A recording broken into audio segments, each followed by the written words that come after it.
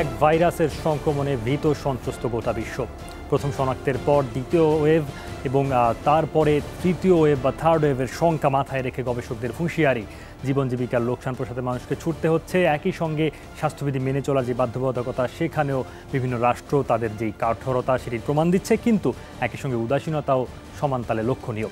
আরও সচেতনতার পরামর্শ দেওয়া হচ্ছে বিভিন্ন তরফে। সংকটের এই সময়ে যেটি বেশি দরকার, আস্থা এবং আস্থার সঙ্গে যেই আন্তরিক সেবার সুযোগ, সেই আন্তরিক সেবার সুযোগে যে কোনো মানুষের অভিগম্যতা, সেই অভিগম্যতা নিশ্চিত করতে, সেই অগ্রাধিকার নিশ্চিত করতে আমরা আছি করোনা হেল্প ডেস্ক নিয়ে। আমাদের বিশেষজ্ঞ চিকিৎসকরা আপনাদের সাথে থাকছেন আমাদের ফেসবুক পেজ, ইউটিউব চ্যানেল এবং যমুনা টেলিভিশনের মাধ্যমে। টেলিফোনে আপনারা আমাদের বিশেষজ্ঞ চিকিৎসকদের কাছে প্রশ্ন রাখতে পারবেন, আপনার সমস্যা তুলে ধরতে পারবেন। আমাদের সঙ্গে আছেন অধ্যাপক ডাক্তার এস এম মোস্তফা জামান, মেডিসিন ও হৃদরোগ বিশেষজ্ঞ, বিএসএমএমইউ। আছেন ডাক্তার শারমিন আব্বাসী, সহযোগী অধ্যাপক প্রসূতি ও স্ত্রীরোগ বিভাগ, আনোয়ার খান মডার্ন মেডিকেল কলেজ ও হাসপাতাল। আছেন ডাক্তার আবু সাইদ শিমুল, শিশুরোগ বিশেষজ্ঞ, মুগদা মেডিকেল কলেজ হাসপাতাল। সাথে আছে আমি সৌমিত্র শুভ্র। দেশে করোনায় গত 24 ঘন্টায় আরও 37 জনের প্রাণহানি হয়েছে। নতুন শনাক্ত হয়েছে 1799 জন। এখন পর্যন্ত দেশে করোনায় মোট প্রাণহানি 7089 জনের। স্বাস্থ্য অধিদপ্তরের নিয়মিত বিজ্ঞপ্তিতে এই তথ্য জানানো হয়েছে। 24 ঘন্টায় নমুনা পরীক্ষা করা হয়েছে 16,888টি, সেখানে শনাক্তের হার 10.69%। সব মিলিয়ে ভাইরাসে আক্রান্ত হয়েছেন 4,92,332 জন। 24 ঘন্টায় সুস্থ হয়েছেন 2,949 জন। মোট সুস্থ 4,23,845 জন। মৃত 37 জনের মধ্যে 27 জন পুরুষ। আজ শহীদ বুদ্ধিজীবী দিবস। শহীদ বুদ্ধিজীবীদের স্মরণ করে অনুষ্ঠান শুরু করতে চাই। বাংলাদেশকে বুদ্ধিবৃত্তিক জায়গায় পঙ্গু করে ফেলার যে ষড়যন্ত্র, ধ্বংসস্তূপে পরিণত করার যে ষড়যন্ত্র, সেই ষড়যন্ত্র থেকে মাথা তুলে দাঁড়ানোর একটি সংগ্রাম, লড়াই চালিয়ে যাচ্ছে বাংলাদেশ। এবং সেই জায়গায় বুদ্ধিবৃত্তিক সব ক্ষেত্র পেশাজীবীদের যে অংশগ্রহণ, সেই অংশগ্রহণের মধ্য দিয়ে আমাদের এগিয়ে চলা। নিশ্চয়ই বুদ্ধিজীবীদের দেখানো পথ, তাদের যেই বিবেকের সার্বিক পর্যালোচনা, সেই সবকে সামনে রেখে আমাদের এগিয়ে চলা, তাদের স্মরণ করে শুরু করছে আজকের অনুষ্ঠান। দর্শক, আমাদের আয়োজনটি আপনারা সরাসরি দেখতে পাচ্ছেন যমুনা টেলিভিশন, ইউটিউব এবং ফেসবুক পেজে। বিশেষজ্ঞ ডাক্তারকে সরাসরি আপনার সমস্যা নিয়ে প্রশ্ন করতে ফোন করতে পারেন 98240552 এই নাম্বারে। এছাড়াও ফেসবুক কমেন্ট আপনার প্রশ্নের উত্তর জানতে চাইতে পারেন। একজন দর্শক আমাদের সঙ্গে টেলিফোনে রয়েছেন। দর্শক, আপনার নাম বলে আপনার প্রশ্ন করুন। জি, আমার নাম হচ্ছে মোস্তফা, রামপুরা থেকে বলছিলাম। বলুন। জি, আমি বাইপাস করছি আপনার গত বছর আগস্টে। আমরা শুনছি আপনাকে, আপনি বলুন। জি জি জি, এখন কোনো সমস্যা নাই। আমি ওষুধ খাচ্ছি আপনার এগুস্প্রিন 75, তারপর ট্যাবলেট খাচ্ছি ক্লোফিড 75, তারপরে সেলডিপ 10, তারপরে টেলমা 40, আর হচ্ছে এটোবার 20, আর কার্ডিভাস 2.5। ডাক্তার এস এম মোস্তফা জামান, আপনার যদি কিছু জানবার থাকে। জি জি, কারণ আমি জানতে চাচ্ছি কেন আমার ওয়েটটা কমে যাচ্ছে, এটাই শুধু। ওয়েটটা কমে যাচ্ছে, তাই তো? জি। আপনার কি ডায়াবেটিস আছে? জি না, আমার কোনো ডায়াবেটিস নেই। আপনি যেভাবে খাদ্য গ্রহণের কথা অন্য সময় আগে করতেন, তার থেকে কমিয়ে দিয়েছেন? না, খাওয়া আমি ঠিকই খাচ্ছি, মানে 2 বেলা রুটি খাই আর 1 বেলা ভাত খাই আর কি। আচ্ছা, আরেকটা অন্যান্য যে খাদ্য তালিকা আপনাকে করে দিয়েছেন সেগুলো মেনে চললে আমার বিশ্বাস আপনি যেহেতু হাঁটাহাঁটি করলে কোনো সমস্যা হয় না, তাই তো? আপনি বলছেন সমস্যা হচ্ছে না। জি, হাঁটাহাঁটি আমি করতেছেন তো করছেন যেহেতু, আমি দর্শক আপনার প্রতি আমি শুভকামনা জানিয়ে বলছি যে বিশেষ করে যে আপনার বাইপাস করার অর্থ হলো যে আপনি নতুন একটি হার্ট পেয়েছেন। আমরা যে কথা বলে থাকি যে আপনি আধুনিক চিকিৎসা করেছেন। আপনার মনের মধ্যে আত্মবিশ্বাস আপনি জাগ্রত করুন যে আপনি আগে যে হার্টটি ছিল, ব্লক ছিল, সেই ব্লকগুলোকে বাইপাস করে ফেলেছেন। সুতরাং আপনার মনে কোনো ভয় থাকার কথা নয়। যারা চিকিৎসা করতে পারেননি, করছেন না, তাদের বরং ভয় থাকার কথা। কিন্তু আমরা অনেক সময় দেখে থাকি যে স্টেন্টিং করার পরে বা বাইপাস করার পরে এক ধরনের মানসিকভাবে রিহ্যাব করা দরকার, পুনর্বাসন করা দরকার। তাদেরকে বোঝানো দরকার যে আপনি ভালো চিকিৎসা করেছেন, আপনার ভয়ের কোনো কারণ নেই। কিন্তু তারপরেও দেখা যায় যে অনেকে কিছুটা আতঙ্কগ্রস্ত থাকেন। খাওয়া-দাওয়া নিয়ে থেকে শুরু করে জীবনের চলনে এক ধরনের আতঙ্ক বোধ করেন। তা থেকে কিন্তু খাওয়া-দাওয়ায় এক ধরনের প্রভাব পড়ে। ঠিকমতো ক্যালোরি ইনটেক যতটুকু খাদ্য খাওয়া দরকার সেটি কিন্তু গ্রহণ করেন না। আমি সেজন্য বলব যে আপনি ভয়ের কোনো কারণে আপনি খাদ্য গ্রহণ করবেন, নিয়মিত ওষুধ গ্রহণ করবেন, এক্সারসাইজ করবেন। আমার দৃঢ় বিশ্বাস আপনার যে শরীরের ওজন সেটিও পুনরুদ্ধার হবে, সঙ্গে আপনার হার্টের যে বিষয়টি সেটিতেও ভালো থাকবেন। সৌমিত্র, আপনি যে কথা বলছেন আমি খুব আন্তরিকভাবে বলতে চাচ্ছি, আজকে যে 14ই ডিসেম্বর জাতির জন্য একটি আলো অধ্যায়, আমি শুধু একটি ভাবে আমরা একজন পেশাজীবী হিসাবে আজকে গভীর শোক এবং শ্রদ্ধার সঙ্গে স্মরণ করছি আমাদের জাতির সেই শ্রেষ্ঠ সন্তানদের, যাদের আমরা হারিয়েছিলাম স্বাধীনতা সংগ্রামের চূড়ান্ত বিজয়ের পূর্ব মুহূর্তে। আপনাদেরকে ধন্যবাদ, বিশেষ করে যমুনা টিভির মাধ্যমে আমরা এই কথাটি বলতে পারার জন্য। ধন্যবাদ ডাক্তার এস এম মোস্তফা জামান। সেটি তো বাস্তবতা। চিকিৎসক, সাংবাদিক, সাহিত্যিক, প্রকৌশলী কে নেই সেখানে? কার বুকে রক্তে রঞ্জিত হয়নি এই জনপদ এবং সেই রক্ত পেরিয়ে এই স্বাধীনতা এসছে। আরেকজন দর্শক আমাদের সঙ্গে টেলিফোনের রয়েছেন। দর্শক, আপনার নাম বলে আপনার সমস্যা বলুন। ওয়ালাইকুম। আমরা আপনাকে শুনছি, আপনি টেলিভিশনে ভলিউমটি কমিয়ে সমস্যা বলে যান, ডাক্তাররা শুনছেন। জি স্যার, আমার নাম মোহাম্মদ মনির। আমার ছেলের নাম হাসান ঢালি। কিছুদিন আগে জ্বর হয়েছিল, আমি ওকে নিয়ে গিয়েছিলাম আমাদের এখানে পার্শ্ববর্তী একটা ক্লিনিক আছে, এখানে শিশু ডাক্তার গেছে। বললো যে চিকিৎসা দিল, একটা সিরাপ দিল, না অ্যান্টিবায়োটিক সিরাপ দিল স্ট্রবেরি ফ্লেভারের, আর 3টা ডোজ দিল। বললো যে 100% বেশি যদি জ্বর হয় তা ডোজ দিবে 100-এর উপরে হলে, আর যদি না হয় তাই ওষুধটা খাওয়ান কমবে। তাই ওষুধ খাওয়ানোর পরে কমে গেল। আর উনি বললো যে মাথা একটু ফুলা আছে, 3টা এক্সরে করাইতে, একটা আলতা দিল আর 2টা রক্ত টেস্ট দিল। কিন্তু আমরা এটা করাইতে পারিনি, কারণ হচ্ছে যখনই যাই তখন ডাক্তার থাকে না যে সময় আমরা যাই। এখন আসলে এটার পরামর্শ মানে সমাধান। ছেলের বয়সটা বলেননি জনাব মনির হাসান? যে আমার ছেলের বয়স 8 মাস প্লাস। 8 মাস প্লাস। ডাক্তার আবু সাইদ শিমুল। আসলে আমরা যে আপনাকে ধন্যবাদ প্রশ্ন করার জন্য, কিন্তু আপনি যেভাবে বলেছেন আমরা আসলে পুরোপুরি বিষয়টা এখানে ক্লিয়ার না। সেটা হচ্ছে মাথায় ফোলা বলছেন, আসলে মাথায় কিরকম উপরের কি অনেক বাড়ি খেয়েছে বা জন্মগতভাবে ফোলা, বা এটা যদি একটু ব্যাখ্যা করতেন আপনি। দর্শক সম্ভবত আমাদের সঙ্গে টেলিফোনে নেই, এখন সংযুক্তি বিচ্ছিন্ন হয়ে গেছে। আচ্ছা, সেই ক্ষেত্রে আসলে এটা অনেক কারণে মাথা ফুলে যেতে পারে। জন্মগতভাবে যদি যখন ডেলিভারি হয় তখন যদি কোনো সমস্যা হয় সেক্ষেত্রে মাথা ফুলে যেতে পারে। জ্বরের কারণে এখন ফুলে যেতে পারে। সেজন্য কথা যদি বলতে পারতাম সরাসরি সেক্ষেত্রে আমাদের জন্য আসলে একটু ভালো হতো। এই ক্ষেত্রে যদি দেখা যায় যে জ্বরের কারণে এটা ফুলে যাচ্ছে, সেটা আল্ট্রাসোনোগ্রাফিতে আসলে কোনো ভূমিকাই নেই। আর যদি অন্য কোনো কারণে দিয়ে থাকে আসলে আপনি নিজে থেকে যাবেন না। আল্ট্রাসোনোগ্রাফি যেহেতু ডক্টর নিজে থেকেই করে, সেজন্য আপনি তো অ্যাপয়েন্টমেন্ট নেবেন। বাচ্চাকে না নিয়ে আপনি ওই যে ল্যাবে যাবেন সেখান থেকে জেনে নিতে হবে তো অবশ্যই যে আগে থেকে ওই ডক্টর কখন আসবেন তখন করবেন। আসলে মাথার জন্য কিন্তু আল্ট্রাসোনোগ্রাফির আসলে কোনো প্রয়োজন নেই। এখানে অনেকগুলো বিষয় রয়েছে। আপনি বলেছেন একটা অ্যান্টিবায়োটিক খাওয়াচ্ছেন স্ট্রবেরি ফ্লেভারের। আমরা তো আসলে বুঝতে পারলাম না যে কি অ্যান্টিবায়োটিক খাওয়াচ্ছেন। তো এই সব জিনিসগুলো যদি একটু সরাসরি কথা বলা যেত আসলে খুবই ভালো হতো। আমি বলবো যদি 3-4 দিন হয়ে থাকে 8 মাসের বাচ্চার, যে অ্যান্টিবায়োটিকটা খাওয়াচ্ছিলেন সেটাই খাইয়ে যান।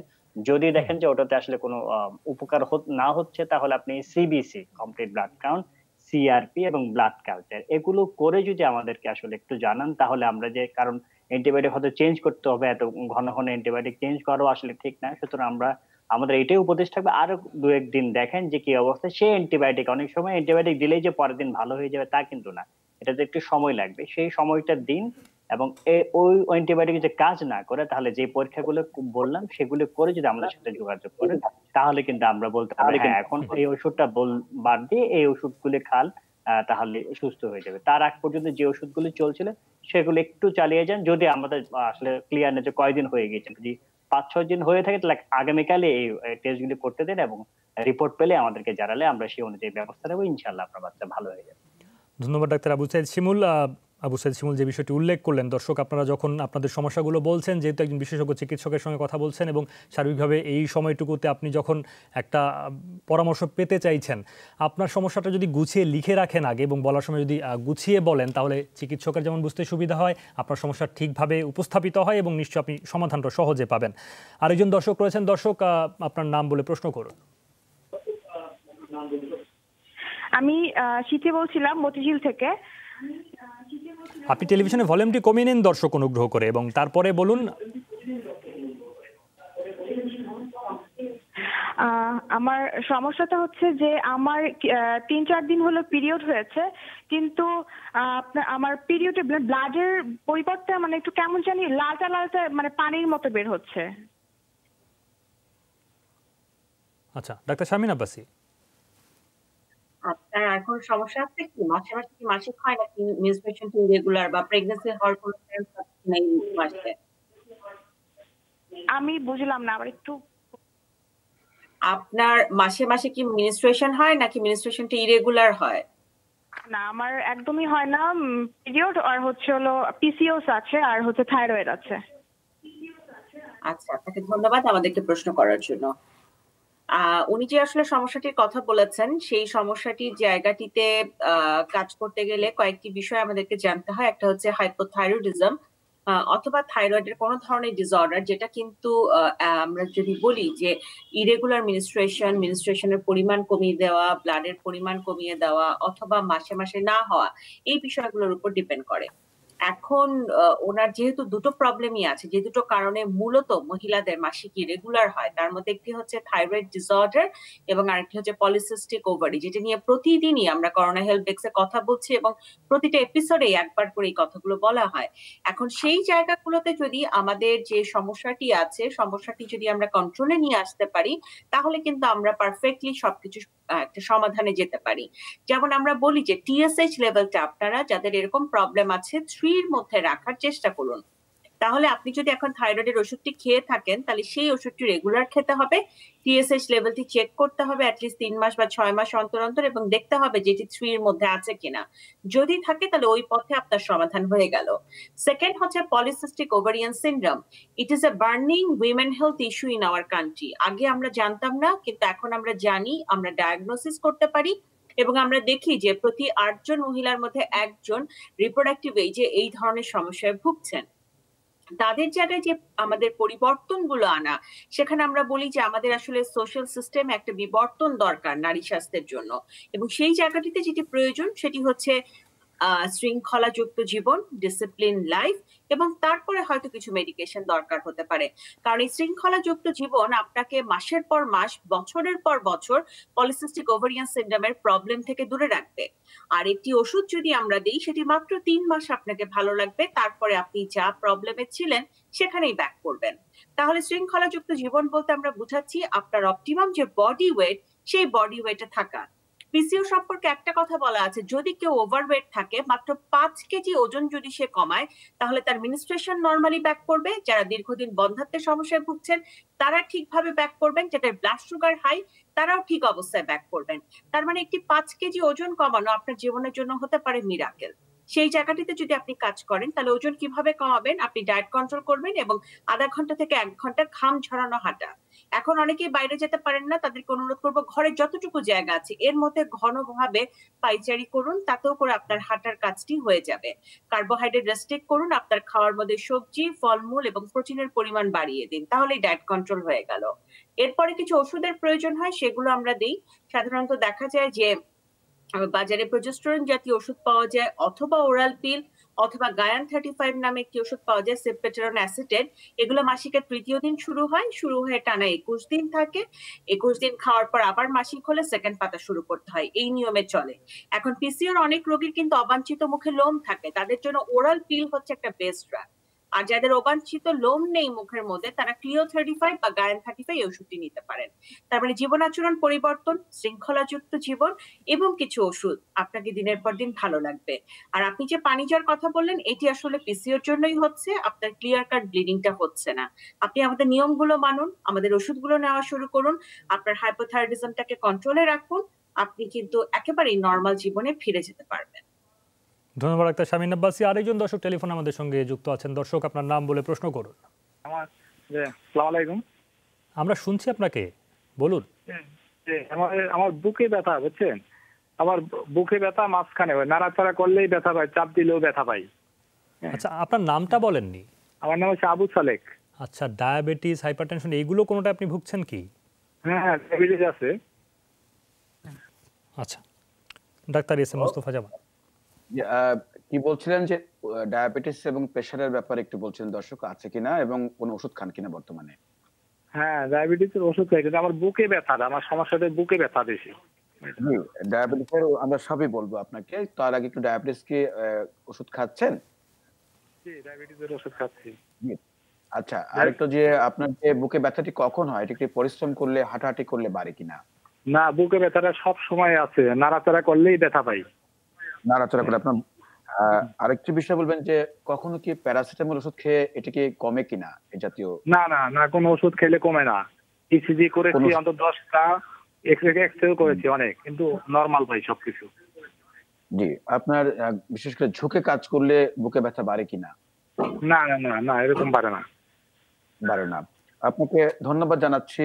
আশা করছি যে আপনার যে ইতিহাস দিলেন তাতে করে মনে হচ্ছে যে হার্টের সাথে সম্পর্ক থাকার সম্ভাবনা বা আশঙ্কা কম। তারপরে যেহেতু ডায়াবেটিস আছে এবং সেটির জন্য আমরা বলবো কোনো এক সময় আপনি একটি ট্রেডমিল টেস্ট বা ইটিটি করবেন। তাহলে আপনি নিশ্চিত হতে পারবেন যে এটির সাথে হার্টের কোনো সম্পর্ক আছে কিনা বুকে ব্যথার সাথে। কারণ আমরা জানি যে বুকে ব্যথা হলে অনেকে ভয় পান, যে একটা আশঙ্কা করেন যে হার্টের কোনো সমস্যা হলো কিনা। কিন্তু সব বুকে ব্যথাই কিন্তু হার্টের জন্য নয়। আমরা ইমার্জেন্সিতে যেসব রোগীরা আসে বুকে ব্যথা নিয়ে, এমনকি তাদেরও কিন্তু আমরা দেখি যে শতকরা ৫৫% রোগী বুকে ব্যথার জন্য তারা কিন্তু হার্টের রোগ না, বাকি অন্যান্য অনেকগুলো কারণ আছে। কারণ এই বুকে শুধু হার্ট নয়, অন্যান্য অনেক কিছু অঙ্গ আছে। সুতরাং তারপরে আমি বলবো যেহেতু আপনার এক ধরনের আতঙ্ক আছে যেটা হার্টের কিনা, একটি ট্রেডমিল টেস্ট পরীক্ষা করে জানতে পারবেন এটা হার্টের কিনা, হার্টের সাথে কোনো সম্পর্ক আছে কিনা। সঙ্গে অন্যান্য কিছু সমস্যা থাকতে পারে, যেমন ধরেন একটি আমরা বলবো সিরাম আইজি পরীক্ষা করবেন যে শ্বাসকষ্ট বা অ্যালার্জির সাথে সম্পর্ক আছে কিনা, বুকের একটি এক্সরে করবেন, ঘাড়ের একটি সার্ভাইকাল স্পন্ডিলাইটিস আছে কিনা একটি এক্সরে করবেন, এবং আমরা বলবো যে আপনি এর সাথে যেহেতু হাঁটাহাঁটি করলে সমস্যা, নড়াচড়া করলে সমস্যা হয়, ট্যাবলেট প্যারাসিটামল একটি করে 3 বেলা খেয়ে দেখবেন যে এর সাথে উপকার পান কিনা। অনেক সময় আতঙ্কের থেকে কিন্তু হয়, আপনি নানা ধরনের দুশ্চিন্তা থেকে কিন্তু বুকে ব্যথা হতে পারে। আমি আপনাকে আপাতত বলছি যে ওষুধটি প্যারাসিটামল বললাম এটি খাবেন, সঙ্গে ট্যাবলেট অ্যানজেনটা প্রতি সকালে একটি করে খাবেন, আর হাঁটাহাঁটি এক্সারসাইজ করবেন, আর ঠান্ডা বা ধুলোবালি থেকে দূরে থাকবেন। আশা করছি আপনি ভালো থাকবেন, ভয়ের কোনোই কারণ নেই আপনার। ধন্যবাদ ডাক্তার এস এম মোস্তফা জামান। দর্শক নিশ্চয়ই শুনলেন বিশেষজ্ঞ চিকিৎসকের পরামর্শ। যাও একটা বিরতির সময় হলো, করোনা হেল্প ডেস্ক থেকে আপনাদের মনে করে দিচ্ছে বিরতিতে যাবার আগে ব্যক্তিগত স্বাস্থ্য সুরক্ষা বিধি আপনাকে এই করোনা মহামারীর সময়ে ভ্যাকসিনের আগ পর্যন্ত অন্তত এই সংক্রমণ, ভাইরাসের সংক্রমণ থেকে সরিয়ে রাখতে, বাঁচিয়ে রাখতে পারে। সাথেই থাকুন, একটু পরেই ফিরছি।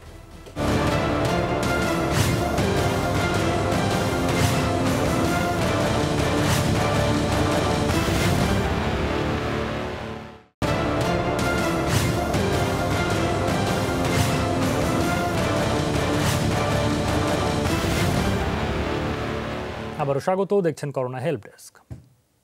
দর্শক, পরামর্শ পেতে সরাসরি ফোন করতে পারেন ৯৮২৪০৫ এই নম্বরে। টিভি সেটের পাশাপাশি ফেসবুকেও যুক্ত থাকতে পারেন এবং কমেন্টে আপনার প্রশ্ন তুলে ধরতে পারেন। একজন দর্শক মাইশা মনসুর, তিনি কমেন্টে লিখেছেন, ডাক্তার শামীম আব্বাসী, তার বয়স 23 বছর এখন, তিনি সাম্প্রতিক সময়ে 7 থেকে 8 কেজি ওজন কমিয়েছেন। তো ওজন কমানোর পরে তার মেনস্ট্রুয়েশন রেগুলার হয়, কিন্তু আগে 6-7 দিন হতো, এখন 2-3 দিন, 3-4 দিন এটা লিখেছেন। তিনি ভাবছেন যে, জানতে চাইছেন যে তার এই যে সময়টার পরিবর্তন মেনস্ট্রুয়েশনের ওজন কমানোর পর এটি কোনো প্রবলেম কিনা, আর এর সঙ্গে সম্পর্কটাই বা কি? না, যে কোনো বিষয়কে না একটু সময় দিতে হয়। আমরা যত অস্থির হয়ে যাই তত আমাদের সমস্যা বাড়ে। এখানে হচ্ছে যারা ওয়েট কমান, কেউ কিটো ডায়েট করে বলেন যে এত খুশি হয়ে যে আমি মাত্র 20 দিনে 14 কেজি ওজন কমিয়েছি, এর থেকে সুখের কোনো কিছু জীবনে তারা মনে করেন না। বা হঠাৎ করে ড্রাস্টিক্যালি যখন কারো ওয়েট কমে ওনারা খুব খুশি হয়ে যান, কিন্তু আসলে বডি সিস্টেমকেও তো আসলে কাজ করার জন্য আমাদের কিছুটা হলেও সময় দিতে হয়। এই সময়টা যে আমরা অনেক সময় দিতে চাই না, এই জন্য আমরা তাড়াহুড়া করি, আমরা ভাবি যে আমাদের সকল পরিবর্তন খুব দ্রুত হবে।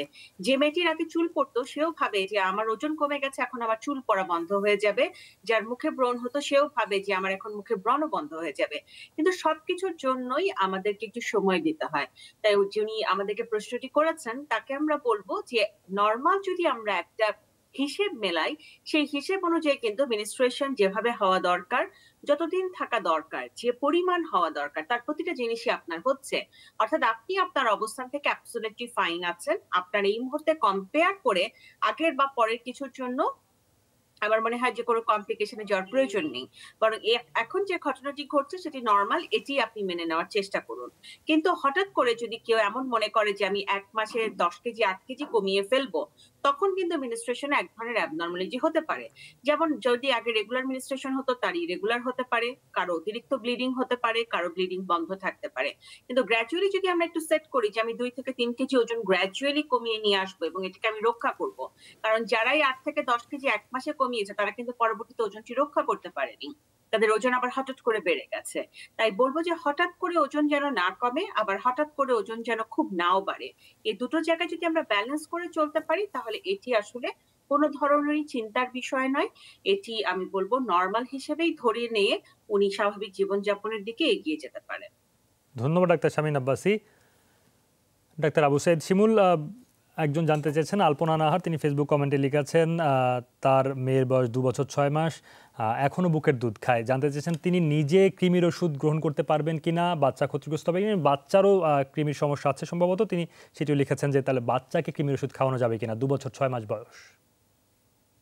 আসলে এখানে অনেকগুলো প্রশ্ন জড়িত এর মধ্যে। আপনাকে বলবো যে 2 বছর 6 মাস বয়সে যদি আপনি এখন পর্যন্ত বুকের দুধ খাওয়ান, সেটা কিন্তু বাচ্চার পরিপূর্ণ পুষ্টি পাবে না। এটা কিন্তু আমরা এই অনুষ্ঠান অনেকবার কিন্তু বলেছি, কারণ দুধ থেকে যে পরিপূর্ণ পুষ্টি এটা 6 মাসের বয়সের পর থেকে কিন্তু আসে না। সুতরাং আপনি যত তাড়াতাড়ি পারেন, হ্যাঁ হয়তো কোনো সমস্যা রয়েছে বা অনেক সময় বাচ্চারা একেবারে ছাড়তেই চায় না, সেক্ষেত্রে ধীরে ধীরে ধীরে ধীরে আমরা বলবো আস্তে আস্তে তাকে শক্ত খাবারের দিকে কিন্তু নিয়ে যেতে হবে। সেটা হচ্ছে আমাদের প্রথম পরামর্শ। আরেকটা কথা যেটা বলেছেন, হ্যাঁ বুকের দুধ খাওয়ালে এই মুহূর্তে আপনার কৃমির ওষুধ খাওয়াতে বাধা নেই, কিন্তু নিশ্চিত হতে হবে যে এমনিতে বাচ্চা খাচ্ছে না, বাচ্চার ওজন কম, বাচ্চার মুখ দিয়ে লালা পড়ছে, অরুচি, সেটা আসলে চিন্তা করলে হবে না। একজন চিকিৎসকের শরণাপন্ন হয়ে যদি সম্ভব হয়, যদি একটা স্টুল টেস্ট করতে পারে, সেখানে কিন্তু ওভার দেখা যায় এবং চিকিৎসক যদি মনে করেন যে হ্যাঁ আসলেই তার নিশ্চিত ভাবে যে তার কৃমি হয়েছে, তখনই বাচ্চাকে এবং আপনাকেও। সুতরাং আমরা বলবো অনেক সময় বিভিন্ন ধরনের অসুস্থতার সময় আমরা দেখি যে কৃমির ওষুধ খাওয়ানো যায় না। পেটে ব্যথা থাকলে বা অন্য কোনো জ্বর এসব থাকলে কিন্তু কৃমির ওষুধের পার্শ্ব প্রতিক্রিয়া হতে পারে। সুতরাং যে কোনো ওষুধের মতো কৃমির ওষুধ খাওয়ার পূর্বে অবশ্যই একজন চিকিৎসকের শরণাপন্ন হয়ে আপনি শারীরিকভাবে কৃমির ওষুধের ক্ষেত্রে খাওয়ার জন্য ফিট কিনা আপনি এবং আপনার বাচ্চা, সেটা যদি একটু দেখে নেন। কারণ আমরা অনেক সময় দেখি যে কৃমির ওষুধ খেয়ে হয়ে গিয়েছে, সরকারি যখন কর্মসূচি চলে, কারণ তার তো অসুস্থতা থাকলেও কৃমির ওষুধ খাইয়ে দেন। সুতরাং এইগুলো একটু খেয়াল করতে হবে। সেগুলো যদি সবকিছু ঠিক থাকে তাহলে শুধুমাত্র বুকের দুধ খাওয়াচ্ছেন, সেজন্য আসলে কৃমির ওষুধ খাওয়াতে কোনো বাধা নেই। ধন্যবাদ ডাক্তার আবু সাইদ শিমুল। ডাক্তার এস এম মোস্তফা জামান সৈয়দ রেজওয়ান লিখেছেন ফেসবুক কমেন্টে, জানতে চেয়েছেন ডায়াবেটিস এবং হাইপার টেনশন পেশেন্টের ক্ষেত্রে ডায়রিয়া হলে কোন খাবার স্যালাইনটা খেতে পারবেন, কোনো নির্দেশনা আছে কিনা সে ব্যাপারে। জি, ধন্যবাদ জানাচ্ছি। আসলে অত্যন্ত গুরুত্বপূর্ণ একটি বিষয়, বিশেষ করে যাদের ডায়াবেটিস আছে, সঙ্গে উচ্চ রক্তচাপ আছেন, যারা ওষুধ খাচ্ছেন এবং তার সাথে হঠাৎ করে ডায়রিয়া যে কোনো সময় হতে পারে। কিন্তু সবাই তো সবসময় আসলে চিকিৎসকের কাছে যাচ্ছেন না, তো জানতে হবে আসলে করণীয় কি। আমরা জানি যে ডায়রিয়া হলে প্রথমে পানি শূন্যতা হয় এবং পানি শূন্যতা হলে অনেক সময় হঠাৎ করে রক্তের চাপ কমে লো প্রেশার হতে পারে।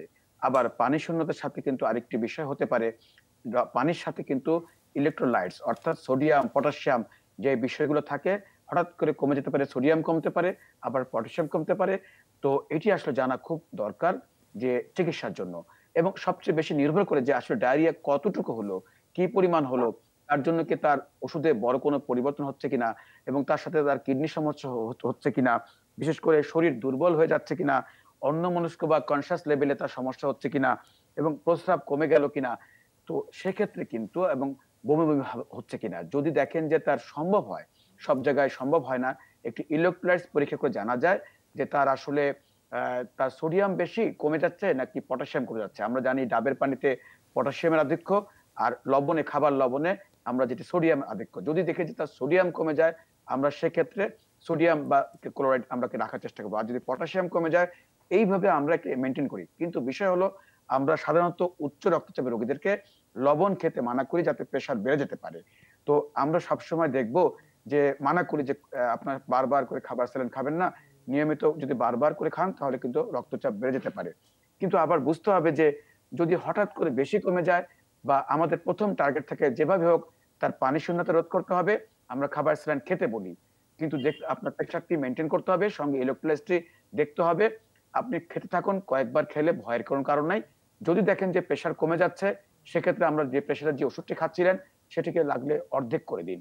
আর যদি আপনার প্রেশার বেড়ে যায়, সেক্ষেত্রে আমরা বলবো খাবার স্যালাইন বেশি খাবার দরকার নেই, আগে আপনি পরীক্ষা করবেন যে ইলেকট্রাইসের অবস্থা কি, সেই অনুযায়ী আমরা ব্যবস্থা নিব। তবে সেটি আপনার নির্ভর করবে আসলে কতটুকু কি পরিমাণ পানি শূন্যতা হচ্ছে, কোনো উপসর্গ আছে কিনা তার উপরে। আপনি ইমার্জেন্সিতে খেতে পারেন, খাওয়ার পরে অবশ্যই আপনি পর্যবেক্ষণ করবেন উপসর্গ এবং সঙ্গে চিকিৎসকের পরামর্শ নেবেন, অবস্থা বুঝে ব্যবস্থা নিতে হবে। তবে এই বিষয়টি সবারই জানা প্রয়োজন। ধন্যবাদ ডাক্তার এস এম মোস্তফা জামান। একজন দর্শক টেলিফোন আছেন, দর্শক আপনার নাম বলে প্রশ্ন করুন। জি, হ্যালো ম্যাম। আমরা শুনছি আপনাকে, বলুন। জি ম্যাম, আমার বিয়ে হয়েছে 3 বছর 4 মাস। তো আমার এসএসসি পরীক্ষা ছিল, যার কারণে আমি ডক্টরের পরামর্শে 4 মাস পিল নিছি। 8 মাস পিল নেওয়ার পরে আমি বাচ্চার জন্য ট্রাই করতেছি, বাট কনসিভ হচ্ছে না। দেন আমি ল্যাবে ডক্টর লাইলা আরজুমান বানুকে দেখাইছি এবং আমার বাম সাইডে সিস্ট ধরা পড়ছিল ওভারিতে, বাম ওভারিতে, এবং প্রোলাকশনও প্রচন্ড আকারে বেড়ে গেছিল। এবং 3 মাস উনি আমাকে ওষুধ দিছে এবং ওটা কমে গেছে, সেরে গেছে একদম। এবং কনসিভের জন্য ম্যাম ওষুধ দিছে, বাট আমার কনসিভ হচ্ছে না। ফার্টিভ দিছে আর হচ্ছে লেনোর দিছে, বাট আমি ট্রাই করতেছি, ওষুধটা কন্টিনিউ করতেছি, বাট কনসিভ হচ্ছে না। এবং টেস্ট আমাদের দুজনেরই করানো হয়েছে, বাট প্রবলেম নেই, রিপোর্টও খুব ভালো আছে। আচ্ছা, ধন্যবাদ আপনাকে ফোন করার জন্য। আসলে আপনি যাকে দেখিয়েছেন উনি আমার একেবারেই ডিরেক্ট শিক্ষক, এবং আমার শিক্ষক আপনাকে যেভাবে চালিয়েছেন, চিকিৎসা দিয়েছেন, একেবারে খুব সুন্দরভাবে আপনার সবকিছু মেনটেন হচ্ছে। এবং আপনি যেটি বলছিলেন সিস্টের যে প্রসঙ্গটি, সেটিও কিন্তু আপনার একেবারেই ভালো হয়ে গিয়েছে। অতএব আমি মনে করি যে একেবারেই সমাধানের দিকে আপনি যাচ্ছেন, এবং খুব দ্রুতই হয়তো আপনার যে সমস্যাটি নিয়ে আপনি চিন্তা করছেন সেটির একটি সমাধানে পৌঁছে যাবেন। এবং যেহেতু খুব কম বয়সে আপনার বিয়ে হয়েছে, আপনারা তো বললেন যে এসএসসির সময় থেকে আপনার যেন প্রেগন্যান্সি না হয় আপনি ট্রাই করেছেন, তার মানে কিন্তু একটু কম বয়সেই আপনার বিয়ের প্রসঙ্গটি চলে এসেছে, এবং তারপরে প্রেগন্যান্সিকে বন্ধ রাখা হয়েছে, এবং তারপরে এখন আবার চেষ্টার প্রসঙ্গটি এসেছে। হিসেব যদি আমরা করি তাহলে আমাদের পুরো বডির যে হরমোন এবং অন্যান্য যে আমাদের রিপ্রোডাক্টিভ অর্গান, সেগুলোকে একটু সময় মতো জায়গা মতো কাজ করাতে আনতে আমাদের হয়তো একটু সময় দিতে পারে। যেহেতু দুজনের রিপোর্টই ভালো আছে, আমরা কিন্তু টানা 1 বছরের মতো চেষ্টা করতে পারবো। যদি 1 বছর টানা চেষ্টা করার পর আমাদের প্রেগন্যান্সি না হয়, তাহলে কিন্তু আমরা বলবো যে হ্যাঁ ঠিক আছে, আপনি এখন অন্যান্য যে বন্ধাত্ম চিকিৎসাগুলো আছে সেটা চিন্তা করতে পারেন। যখন হাজবেন্ড ওয়াইফ দুজনের রিপোর্ট ভালো থাকে, হরমোন ভালো থাকে, এবং আপনি যেটি বলছিলেন যে অধ্যাপক লায়লা আরজুমান বানু আপনার প্রোল্যাকটিন লেভেল অনেক হাই ছিল, সেখান থেকে আপনাকে নরমালে নিয়ে এসেছেন। সিস্ট ছিল, সিস্টকে নাই করে দিয়েছেন। তার মানে একেবারে যথার্থ ট্রিটমেন্টের মধ্যে দিয়ে আপনি যখন যাচ্ছেন, এর মধ্যেই কিন্তু প্রেগন্যান্সি হয়ে যাবে। কিন্তু 1 বছর টানা চেষ্টার পর, ওষুধ ইনজেকশন ফেল করার পরও যদি প্রেগন্যান্সি না হয়, তখন যে ফার্দার ট্রিটমেন্ট আছে, ল্যাপ্রোস্কোপিতে দেখতে হয় টিউব বন্ধ কিনা, সেটাও যদি না লাভ হয়, তখন হয়তো আইওআর মতো ব্যাপারগুলোতে আমাদের যেতে হয়। তার পরবর্তী হয়তো last step test tube baby, সেগুলো অনেক পরের কথা। কিন্তু আমি আপনাকে বলবো, আপনি একেবারে সিস্টেমেটিক ওয়েতে আছেন, একটু ধৈর্য ধরবেন। ধৈর্য ধরলে আমাদের ধারণা 1 বছরের মধ্যে কোনো না কোনো ভাবে কনসিভ হবে। যদি না হয়, তখন হয়তো যে ওষুধগুলো কনসিভ করার জন্য প্রয়োজনীয়তা, তার সবই আমাদের বাংলাদেশে আছে। সিস্টেমেটিক ওয়াইজ আপনাকে প্রয়োগ করা হবে। আশা রাখছি এর মাধ্যমে প্রেগন্যান্সি হবে। তবে অনেকে মেলামেশার সময়টা বুঝতে পারেন না। মাসিক যদি রেগুলার হয়, 10ম দিন থেকে 22তম দিন মাসিকের, এই সময়টি আসলে নিয়মিত বিরতিতে যদি একদিন অন্তর অন্তর কেউ চেষ্টা করে, তাদের জন্য কিন্তু কনসিভ হয়ে যাওয়ার চান্সটা অনেক বেশি থাকে। তো আপনি চেষ্টা করতে থাকুন, ইনশাল্লাহ হয়ে যাবে। ধন্যবাদ ডাক্তার শামিন আব্বাসী। দর্শক, আরেকটা বিরতির সময় হলো, করোনা হেল্প ডেস্ক থেকে একটু পরে ফিরে আসছি, সাথেই থাকুন।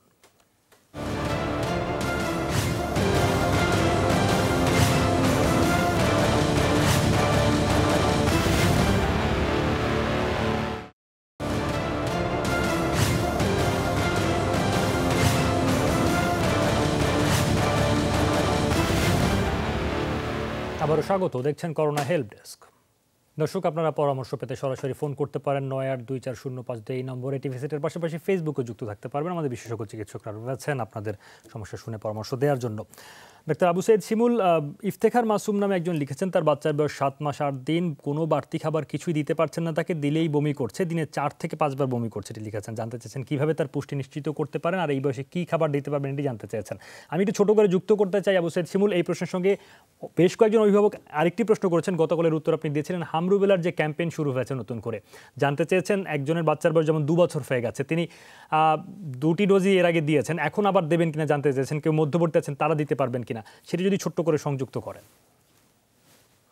আসলে প্রথমে যেটা 7 মাস 8 দিন, সেটা হচ্ছে প্রথম যখন দিবেন, অনেক সময় আমরা যেটা করি যে খিচুড়ি আমাদের ট্র্যাডিশনাল ইয়াতে বা বিভিন্ন জায়গা থেকে আমাদের মাথার মধ্যে ঢুকে গিয়েছে যে 7 মাস বয়স হলেই বোধহয় বাচ্চার খিচুড়ি দিতে হবে। এটা কিন্তু না। আসলে এই সময়টা হচ্ছে বাচ্চার বিভিন্ন শক্ত খাবারগুলোর থেকে পরিচিত করার সময়। আসলে এই সময় খুব বেশি খাবার দিবেন না। মাত্র 7 মাস 8 দিন বয়স, হয়তো আপনি খিচুড়ি বা অন্য কোনো খাবার দিচ্ছিলেন, সেটা থেকে আসলে একটু দূরে রাখতে হবে। আপনি এখন যেটা করবেন, কয়েক দানা, মাত্র কয়েকটা ভাত নেবেন, সেটা বুকের দুধ যেটা খাওয়াচ্ছিলেন সেটা এক্সপ্রেস করে বা চাপ দিয়ে বের করে সেই দুধের সাথে কয়েক দানা ভাত নিয়ে বাচ্চাকে খেতে অভ্যস্ততা করাবেন। অর্থাৎ বুকের দুধ যখন খাচ্ছিল, স্বাদটা বুকের দুধের মতোই থাকবে, কিন্তু সে খাবে একটু শক্ত খাবার। এটা কয়েকদিন, 2-3 দিন যদি খেতে পারে, একটু ভাতের সাথে সামান্য একটু ডাল দিন, সেটা 3-4 দিন খাওয়াবেন।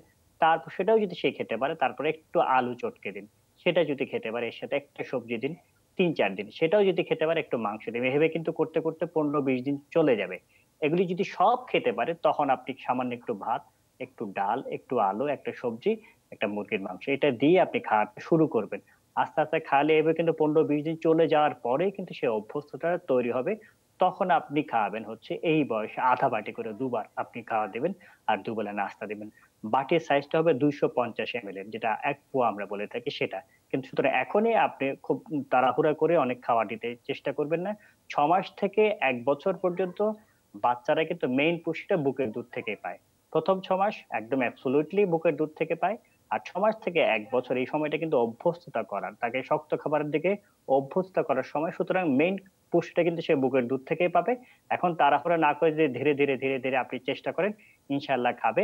আর যদি বমি করে দেয়, দেখবেন যে আধা ঘন্টা বা 1 ঘন্টা পর আমরা আবার ট্রাই করতে পারি, তখন দেখবেন যে বাচ্চা খেতে শুরু করেছে। সুতরাং এটা পেটের কোনো সমস্যা বা অন্য কোনো বমির ওষুধের এখানে আসলে প্রয়োজন হবে না, এবং খাবার নিয়ে অবশ্যই জোর করবেন না, সেটাও খেয়াল রাখবেন।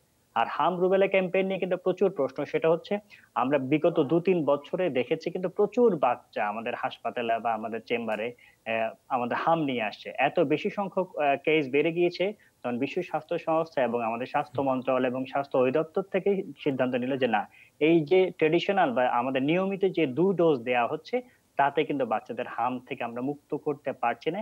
সেজন্যই অতিরিক্ত একটা ডোজ দেওয়া হচ্ছে, সেটা আপনাদের বাচ্চার ভালোর জন্য। সুতরাং যে 2 বছর যে 1 মাস বয়স বা যারা ইতিপূর্বে 2 ডোজ দিয়েছেন বা দুটো ডোজের মধ্যবর্তী যদিও কেউ থাকে, অবশ্যই একটা ডোজ বেশি দিবেন। হ্যাঁ, এর মধ্যে আগে ডোজের সাথে এই ডোজের যেন অন্ততপক্ষে 1 মাসের গ্যাপ থাকে, সেটা চিন্তা করবেন। এই বাড়তি ডোজ আপনার বাচ্চার জন্যই আসলে মঙ্গলজনক। ধন্যবাদ ডাক্তার আবু সাইদ শিমুল। ডাক্তার এস এম মোস্তফা জামান, জান্নাতুল ফেরদৌস যারা লিখেছেন তার বাবার বয়স 50 বছর, ওজন 70 কেজি, ডায়াবেটিস নেই, রক্তচাপ মাঝে মাঝে 140/100 হয়, প্রেশার নর্মাল থাকে। এখন সমস্যা হচ্ছে তার কোমর থেকে বাঁ পায়ের জয়েন্ট এবং ডান পায়ের গোড়ালি খুব ব্যথা হয়, একসঙ্গে হাঁটতে পারেন না বেশিক্ষণ। কি ওষুধ খাবেন তিনি জানতে চাচ্ছেন সংক্ষেপে।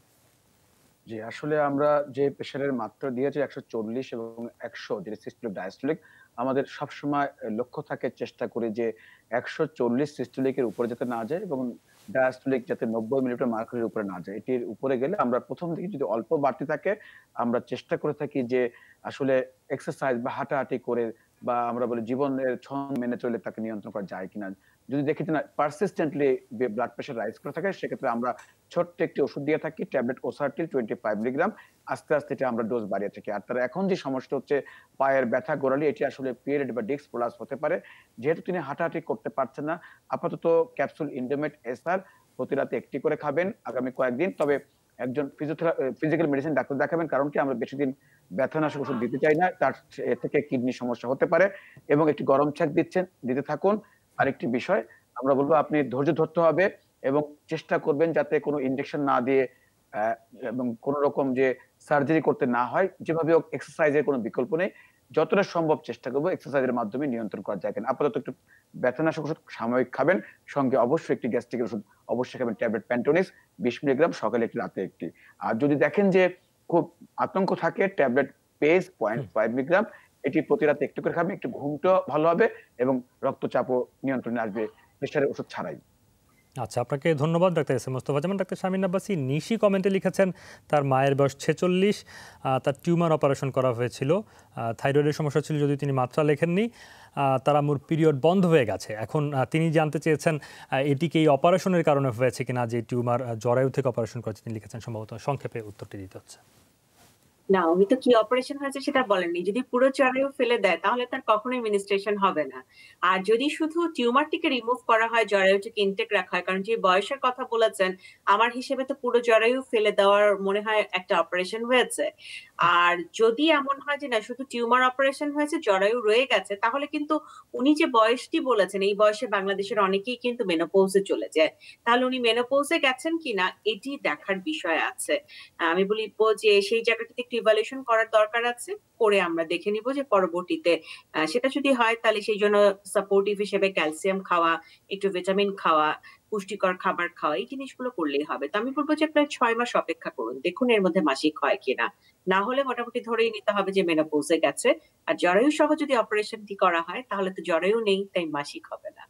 আচ্ছা, ধন্যবাদ ডাক্তার শামীম আব্বাসী, ডাক্তার আবু সাইদ শিমুল এবং ডাক্তার এস এম মোস্তফা জামান। আপনাদেরকেও ধন্যবাদ। দর্শক আপনারা সঙ্গে ছিলেন, ধন্যবাদ জানাতে চাই আপনাদেরকেও। এবং বিদায় নেওয়ার আগে মনে করে দিতে চাই ব্যক্তিগত স্বাস্থ্য সুরক্ষা বিধির কথা মেনে চলবেন এবং নিজে নিরাপদে থাকবেন, অন্যদেরকেও নিরাপদে রাখবেন।